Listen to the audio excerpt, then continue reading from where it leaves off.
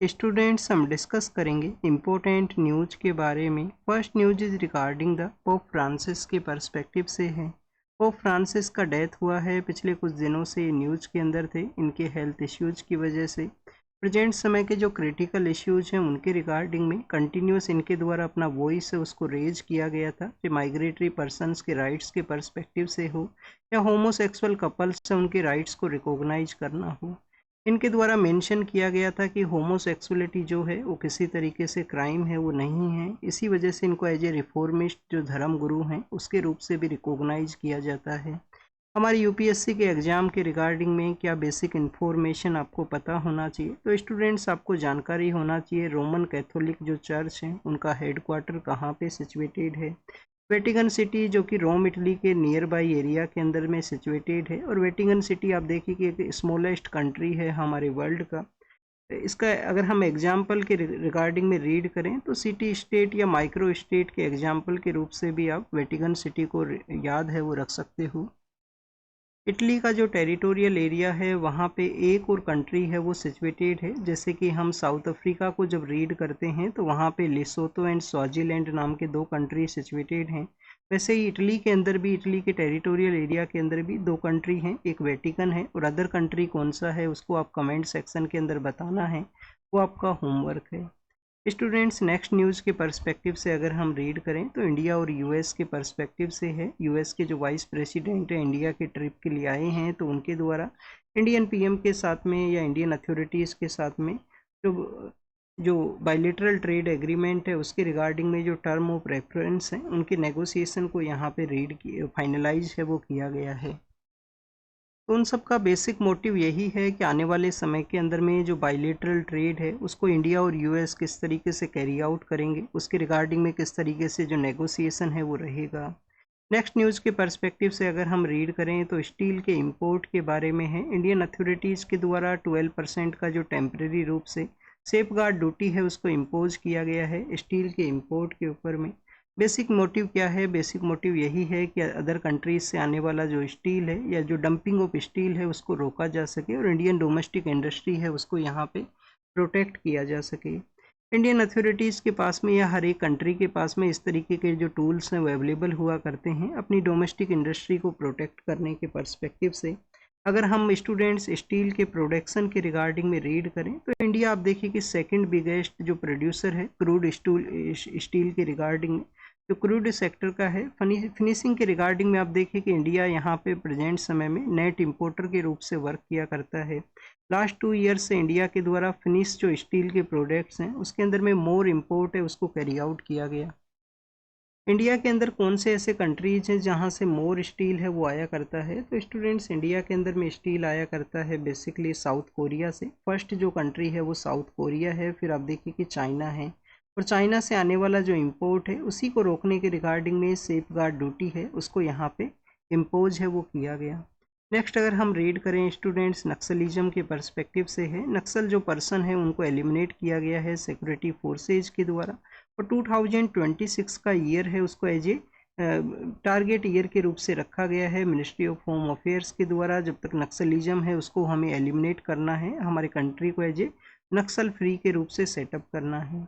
नक्सल movement जिन areas के अंदर में डोमिनेट किया करता था, कभी किन्हीं एरियाज़ के अंदर डोमिनेट किया करता था, तो उन एरियाज़ को हम रेड कॉरिडोर के नाम से भी जाना करते हैं, और इंडिया का one of the biggest internal threat के रूप से आप देखिए कि उसको रिकॉग्नाइज है वो किया जाता है। इंटरनल सिक्योरिटी आपका जीएस पेपर 3rd का मेन टॉपिक है, और आपसे नक्सलिज्म के रिगार्डिंग में एवरी ईयर यूपीएससी मेंस के अंदर में डिफरेंट वेज के अंदर में क्वेश्चंस आपसे पूछता है। क्या सोशियो इकोनॉमिक रीजन है, गवर्नमेंट का कौन कौन सा स्कीम चलाया गया है नक्सलिज्म को एलिमिनेट करने के रिगार्डिंग में, या उन लोगों को मेन स्ट्रीम के अंदर लेके आना है जो इस मूवमेंट से अफेक्टेड हैं, तो उनको किस तरीके से लेके आया जाएगा। तो इस तरीके से आपसे सवाल हैं वो पूछे जाते हैं। तो आप देखिए कि आपको संकल्प जो यहाँ पे समाधान स्ट्रेटजी के बारे में पता होना चाहिए। हमारी गवर्नमेंट का एक समाधान स्ट्रेटजी है। समाधान स्ट्रेटजी का जो बेसिक मोटिव यही है कि नक्सल मूवमेंट से जो अफेक्टेड एरियाज़ हैं वहाँ पे लोगों को मेन स्ट्रीम के अंदर किस तरीके से ऐड किया जाए, कैसे उनको जो अल्टरनेटिव लाइवलीहुड है उसको प्रोवाइड किया जाए। झारखंड के वहाँ पे इस एनकाउंटर को कैरी आउट किया गया, जिनके अंदर में ये जो इम्पोर्टेंट उनके जो लीडर्स हुआ करते थे जिनके ऊपर काफ़ी ज़्यादा रिवॉर्ड मनी भी था, तो उनको एलिमिनेट है वो किया गया है। नेक्स्ट अगर हम रीड करें तो स्टूडेंट्स यहाँ पे सुप्रीम कोर्ट के पर्सपेक्टिव से हैं। सुप्रीम कोर्ट के वहाँ पे एक पेटिशन है, उसको फाइल किया गया। पेटिशन के अंदर बताया गया कि वेस्ट बंगाल के वहाँ पे प्रेसिडेंट रूल है उसको इम्पोज किया जाए, या वहाँ पे जो सिक्योरिटी फोर्सेज है उनका डिप्लॉयमेंट है वो किया जाए।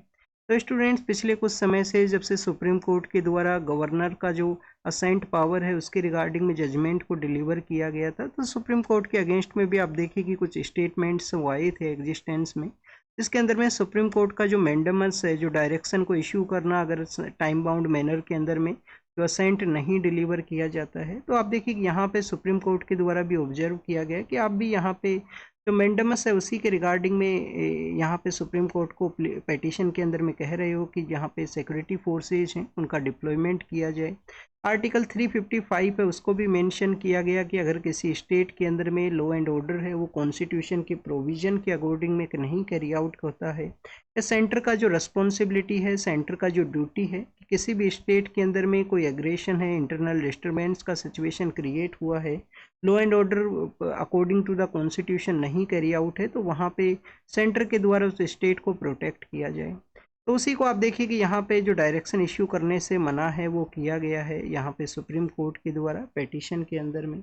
नेक्स्ट अगर हम रीड करें तो स्टूडेंट्स यहाँ पे आप देखिए कि कोई भी जो इमरजेंसी सिचुएशन होता है हेल्थ की रिगार्डिंग में, तो उसी के पर्सपेक्टिव से एग्रीमेंट उसको फाइनलाइज किया गया है, जिसको कि अडोप्ट किया जाएगा।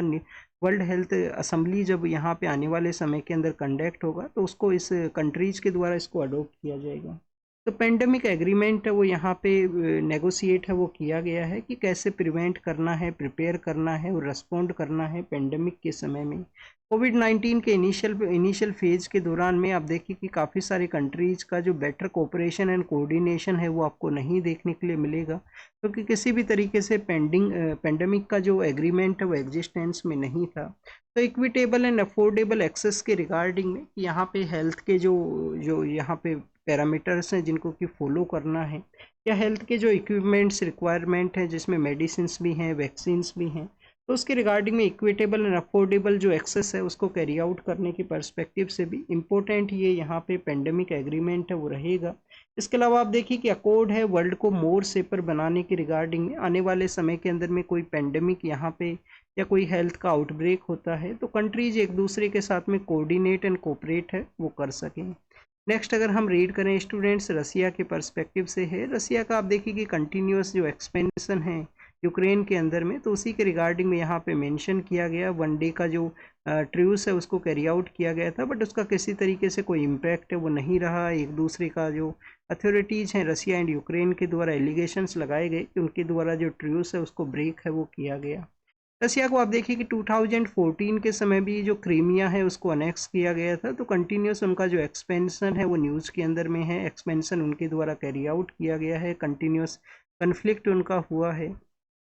तो बेसिकली रसिया यूक्रेन के बारे में है, ऑलरेडी हम इसको काफ़ी बार डिस्कस कर चुके हैं। यूएस की अथॉरिटीज़ का जो रिसेंट डेवलपमेंट है कि अगर आने वाले समय के अंदर में पीस एग्रीमेंट इस्टेब्लिशमेंट में नहीं आता है तो यूएस के द्वारा जो नेगोशिएशन डील है उसको एग्जिट है वो किया जाएगा। इंडिया और चाइना के पर्सपेक्टिव से यहाँ पे मेंशन किया गया कि जो 75 ईयर्स इंडिया और चाइना के रिलेशन के हुए हैं वो किस तरीके से इनको कैरी फॉरवर्ड करने का ज़रूरत है, किस तरीके से इनके अंदर में जो केयरफुल मैनर के अंदर में इनको कैरी करने का ज़रूरत है। तो आप देखिए कि इंडिया और चाइना के जो अगर हम रिलेशंस के बारे में डिस्कस करें तो इंडिया और चाइना के कभी जो रिलेशन है एशियन सॉलिडरिटी है उसको प्रमोट किया करते थे, पर प्रेजेंट समय में ये relation one kind of opportunity and cooperation का जो रोल है वो भी प्ले करते हैं।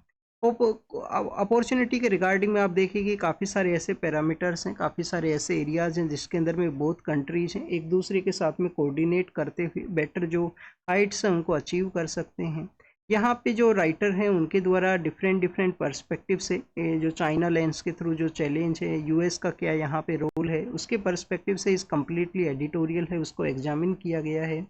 तो स्टूडेंट्स 1962 का आप देखिए कि चाइना के द्वारा इंडिया के ऊपर अटैक किया गया था, और इंडिया और चाइना के जो बॉर्डर एरियाज़ हैं वहाँ पे कंटिन्यूस आपको 2020 से लेकर 2024 तक आपको कंटिन्यूस डेट टेंशन का जो सिचुएशन है वो देखने के लिए मिलता है। आप देखिए कि 24 के समय फिर इसको नेगोशिएट किया गया, लाइन ऑफ एक्चुअल कंट्रोल के वहाँ पे जो लिटिल बिट जो फोर्सेज हैं उनका भी रिमूवल है वो हुआ है। बट अगर हम बात करें प्रेजेंट समय में जो चैलेंज है वो क्या है, जैसे कि ब्रह्मपुत्रा रिवर के वहाँ पे इनके द्वारा हाइड्रो डैम प्रोजेक्ट है उसको कैरी आउट किया जाना, और इंडिया के लिए आप देखिए कि वो आने वाले समय के अंदर में मानसून समय के अंदर में प्रॉब्लम्स है उसको क्रिएट कर सकता है। अगर डैम के वहाँ पे भी कोई इम्पैक्ट होता है तो north eastern area of India है उसको इम्पैक्ट है वो रहेगा। तो इंडिया के द्वारा उस वॉइस को भी अपना रेज है वो किया गया है जो ब्रह्मपुत्रा रिवर के वहाँ पे डैम कंस्ट्रक्शन की वजह से हो सकता है। यूएस के रोल के बारे में भी यहाँ पे डिस्कशन है कि यूएस का जो प्रेजेंट समय में जो टैरिफ के रिगार्डिंग में या मल्टीलेटरलिज्म को जो आप देखिए कि जिस तरीके से उनके द्वारा जो स्टॉपेज है वो किया गया है, तो वो यहाँ पे बाइलेटरलिज्म के थ्रू इस तरीके से इंडिया और चाइना है अपने रिलेशंस को प्रमोट है वो कर सकते हैं। नेक्स्ट अगर हम बात करें स्टूडेंट्स क्रिएटिविटी के बारे में है, न्यू पाथवे को यहाँ पे इंडिया का जो क्रिएटिव इकोनॉमी है उसके रिगार्डिंग में किस तरीके से प्रमोट करेंगे। तो आप देखिए कि क्रिएटिविटी का one of the important role है। इंडिया यहाँ पे 5 ट्रिलियन इकोनॉमी है उसको अचीव करना है हमें, और हमें जो इनोवेशन है उनका एक यूनिक हिस्ट्री भी रहा है, इनोवेशन को कैरी आउट करने का ज़रूरत है। प्रेजेंट समय में जो 29% ऑफ सर्विस है वो आपको इनोवेटिव एरियाज़ के अंदर में आपको जो सर्विसेज हैं वो देखने के लिए मिलती हैं। यहाँ पे students grass root innovation augmentation जो नेटवर्क है, ग्रास रूट इनोवेशन ऑगमेंटेशन जो नेटवर्क है उसको प्रमोट करने के बारे में कहा गया, और काफ़ी सारे डाटाज बताए गए हैं कि कुछ कंट्रीज़ के अंदर में इस तरीके से इनोवेटिव जॉब्स हैं। इंडिया को भी इनोवेटिव जॉब्स को प्रमोट करने का ज़रूरत है। तो बेसिकली मोटिव यही है कि इंडिया के अंदर इनोवेटिव जॉब्स हैं वो यहाँ पे प्रमोट हों। नेक्स्ट अगर हम डिस्कस करें स्टूडेंट जुडिशरी का, और आप देखिए कि गवर्नमेंट का जो रिसेंटली कुछ कंट्रोवर्सी क्रिएट हुआ, हमारे जो वाइस प्रेसिडेंट सर हैं जो खुद लीगल बैकग्राउंड से बिलोंग किया करते हैं उनके द्वारा भी मेंशन है वो किया गया था कि कैसे यहाँ पे जो जुडिशरी है जो सुपर पार्लियामेंट के रूप से उनके द्वारा वर्क किया गया है, कि जो असेंट के रिगार्डिंग में जो डायरेक्शन उनके द्वारा इशू किए गए हैं। तो स्टूडेंट्स प्रेजेंट समय में कुछ एरियाज हैं जिनके रिगार्डिंग में क्वेश्चंस वो रेज हुए हैं। फर्स्ट आप देखिए कि जुडिशियल इंस्टीट्यूशंस के अंदर में ट्रांसपेरेंसी, जुडिशियल इंस्टीट्यूशंस के अंदर में ट्रांसपेरेंसी है। सेकंड स्टूडेंट्स मैंडेमस रिट के बारे में है, और लैक ऑफ अकाउंटेबिलिटी एक यहाँ पे रीजन है। आर्टिकल 142 है उसको यूज़ किया गया जुडिशरी के द्वारा। आर्टिकल 142 को इससे पहले भी उनके द्वारा कंप्लीट जस्टिस को इन्वोक करने के पर्सपेक्टिव से इस आर्टिकल का जो इन्वोकेशन है उनके द्वारा किया गया था। जैसे यूनियन कार्बाइड का जो भोपाल गैस ट्रेजेडी केस है उसके अंदर में सभी जो पर्सनस है उससे इम्पैक्ट हुए थे उनको कंपनसेशन प्रोवाइड करने के पर्सपेक्टिव से 1997 के समय विशाखा गाइडलाइन को के रिगार्डिंग में जो गाइडलाइन से उनको प्रमोट करना हो। इसके अलावा आप देखिए कि कोल का जो बेसिकली कोल लाइसेंसिंग 2014 का है, वुमेन्स के रिगार्डिंग में परमानेंट कमीशन को सेटअप करना हो 2024 के समय में, और पब्लिक ऑफिशियल उनका जो डिमोलिशन के रिगार्डिंग में जो डायरेक्टिव्स हैं उनको भी आर्टिकल 142 के थ्रू ही इशू किया गया था। नेशनल जुडिशियल अपॉइंटमेंट कमीशन है उसको बताया गया है कि वो यहाँ पे ट्रांसपेरेंसी एंड अकाउंटेबिलिटी है उन इश्यूज़ को डील कर सकता है जुडिशियल इंस्टीट्यूशंस के अंदर में। चाइना के द्वारा स्टूडेंट्स जो रेयर अर्थ एलिमेंट्स हैं, रेयर अर्थ एलिमेंट आप देखिए कि future energy product future technology के अपडेशन के रिगार्डिंग में वन ऑफ द इम्पोर्टेंट है उनके द्वारा, चाइना के द्वारा इनका एक्सपोर्ट है उनको बेसिकली स्टॉपेज है वो किया गया है। क्या इंडिया को डायरेक्टली इम्पैक्ट करेगा? अभी आप देखिए कि चाइना के साथ में रेयर अर्थ एलिमेंट है वो इंडिया को काफ़ी कम सप्लाई हुआ करते हैं, तो डायरेक्टली जो इम्पैक्ट है या इनिशियली जो इम्पैक्ट है वो नहीं करेगा। इंडिया के द्वारा भी अपना जो केरल के वहाँ पे मोनोजाइट सैंड है उसको यूटिलाइज या उसको बेटर वे के अंदर में इम्प्लीमेंट करने का यूज है वो किया गया है, जिससे कि जो सेमीकंडक्टर का जो इंडस्ट्री है उसके अंदर में उसको यूज किया जा सके।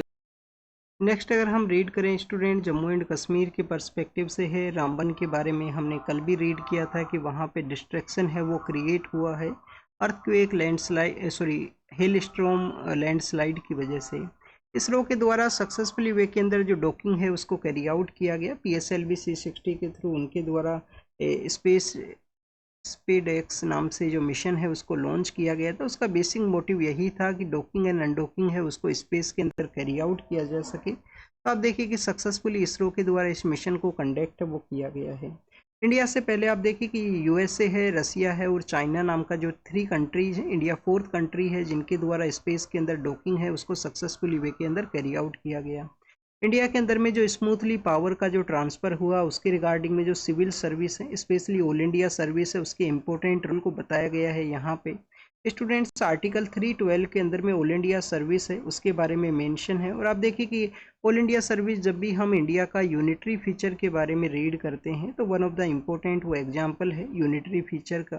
तो ऑल इंडिया सर्विस के थ्रू आप देखिए कि यहाँ पे जो इंडिया को यूनाइट करने के अंदर में एक इम्पोर्टेंट रोल है वो प्ले किया गया है। स्मूथ ट्रांसफ़र ऑफ पावर के अंदर भी इंडिया का जो इम्पोर्टेंट रोल है वो बताया गया है सिविल सर्विस डे के पर्सपेक्टिव से। यूएस के जो डिफेंस चीफ हैं उनके द्वारा सिग्नल नाम का जो मैसेजिंग ऐप है वहाँ पे इंफॉर्मेशन है उसको लीक किया गया है, ऐसा इनके द्वारा बताया गया जब यूएस के द्वारा होतीज़ के ऊपर अटैक है वो किया गया। एग्जाम के पर्पज़ से नहीं इम्पोर्टेंट है। यूएस के द्वारा यमन के वहाँ पे होती जो रेबल ग्रुप है उनके ऊपर अटैक किया गया है, कंटिन्यूस ये न्यूज़ के अंदर में है। और चाइना के द्वारा आप देखिए कि यहाँ पे चाइना के द्वारा जो चाइना का एक हाइड्रो पावर प्रोजेक्ट है चिली के अंदर में, वहाँ पे एक पर्सन के द्वारा जो अटैक है वो किया गया है। तो आप देखिए one kind of terrorist attack है उसको ये बताया गया है इनके द्वारा। नेक्स्ट अगर हम रीड करें स्टूडेंट्स, चाइना के द्वारा ट्रेड डील जिस तरीके से यूएस के द्वारा चाइना के अगेंस्ट में जो एक्शंस लिए गए हैं ट्रेड के पर्सपेक्टिव से, और जिन कंट्रीज़ के द्वारा यूएस के साथ में ट्रेड को कैरी आउट किया गया, तो चाइना ने अपना वार्निंग है उसको इशू किया है।